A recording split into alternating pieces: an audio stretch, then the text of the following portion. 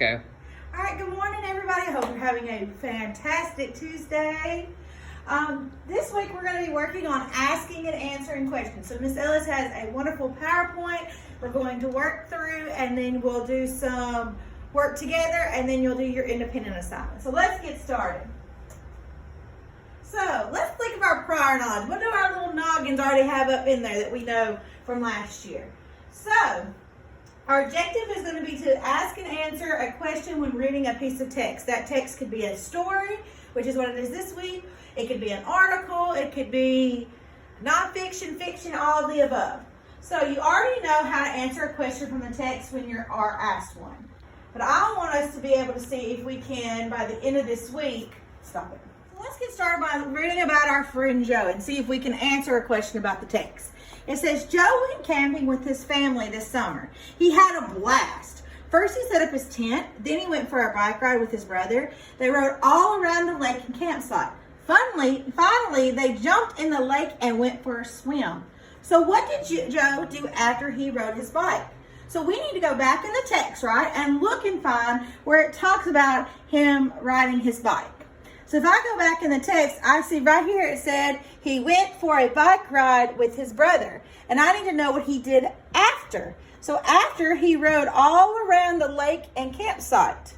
Finally, they jumped in the lake and went for a swim. So after Joe rode his bike, he went for a swim in the lake. Perfect. Now let's read about our friend Jenny. Jenny really likes to play soccer. She feels so energized when she's done. She enjoys making new friends on her team, and she likes being out in the sunshine.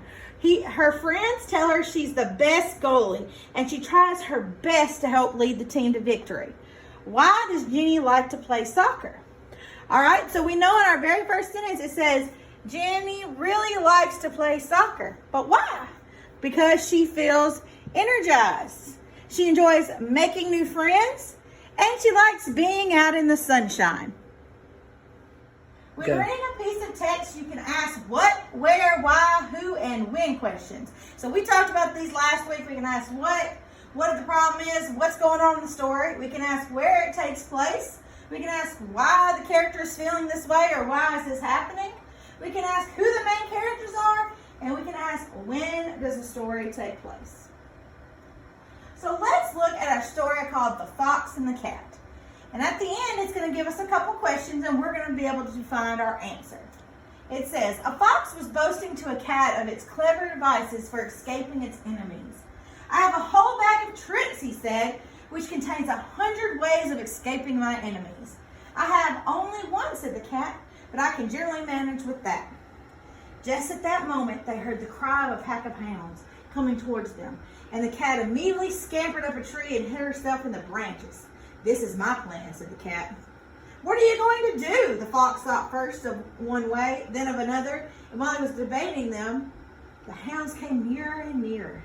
And at the last, the fox in his confusion was caught up by the hounds, and soon come the huntsman. Miss Cat had been looking on and said, better one safe way than 100 on which you cannot reckon. So what was the cat's plan to escape the enemies? So we're going to go back in the text, and we're going to go, where did it talk about what the cat was going to do?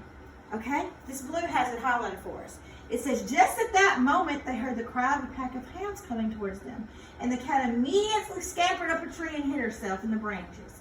So the cat's plan was to scamper up a tree and hide herself in the branches. All right. So we used our knowledge from what we just read and was able to go back in the text to find our answers. All right, so why is it important for us to be able to do it? Why is it important for us to be able to ask a question? Well, it will help you to pay closer attention to what you're reading. And it will help you to get more information from the text. So it helps you find your answers. And if we can find our answers, then we can get our answers correct, right? All right, let's try. Miss Ellis is going to show you how to do this one, okay?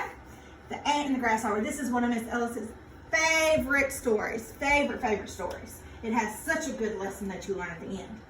It says the ant and the grasshopper. The ants were spending a fine winter's day drying grain collected in the summertime. A grasshopper, perishing with famine, passed by and earnestly begged for a little food. The ants inquired of him, "Why did you not treasure up food during the summer?"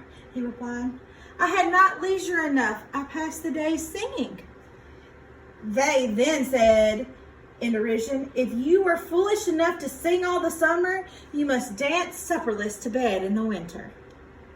So our question is, what is the grasshopper's problem that the grasshopper faced? So let's think back.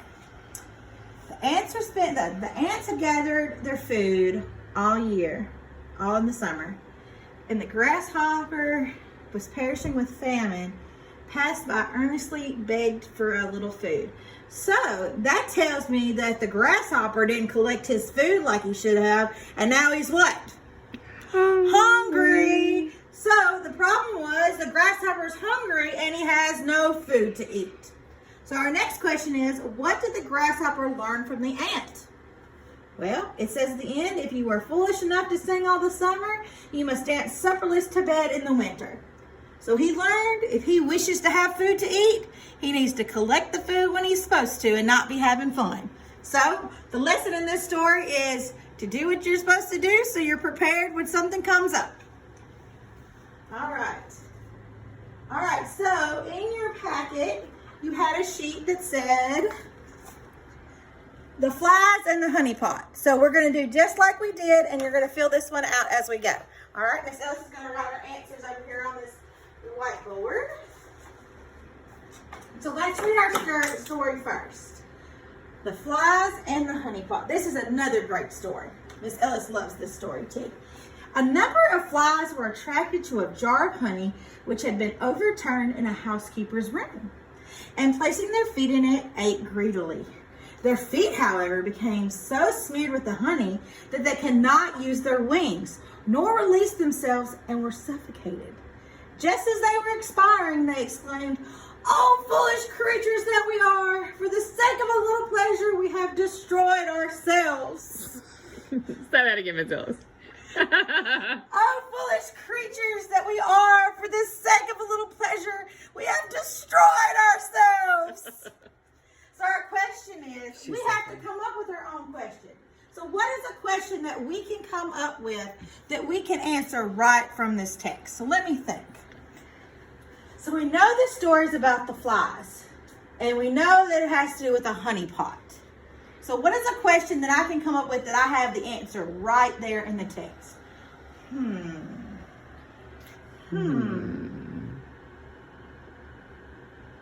Let's say,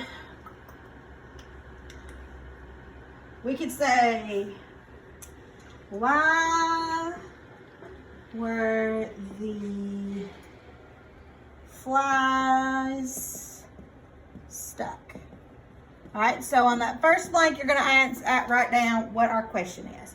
But now we have to be able to go back in the text and find our answers. So why were they stuck?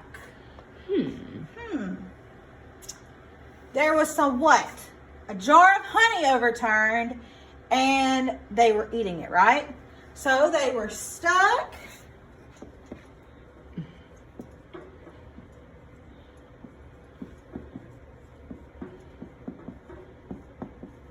So they were stuck in the honey, right? Because they were being greedy and they were eating that up. So the next thing we're going to do is we're going to ask our question that we can't find in the text, but we can use what we know. Oh, Miss Ellis, but it says, oh, why were they stuck? Oh, okay. So why were they stuck? Oh, look, good job. See, y'all are ready to move on. They were stuck in the honey because I like that word, because they were being greedy.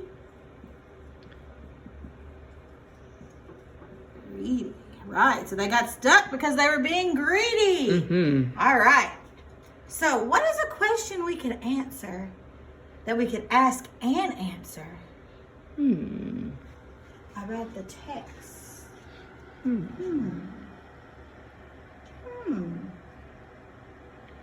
I told you in the last story that we learned a lesson. Why don't we talk about what lesson was learned? Okay? So what did the flies learn? All right, so what did they learn? Miss Ellis's favorite part at the end of the story. Oh, foolish creatures that we are, for the sake of a little pleasure, we have destroyed ourselves. So they learned what? They shouldn't be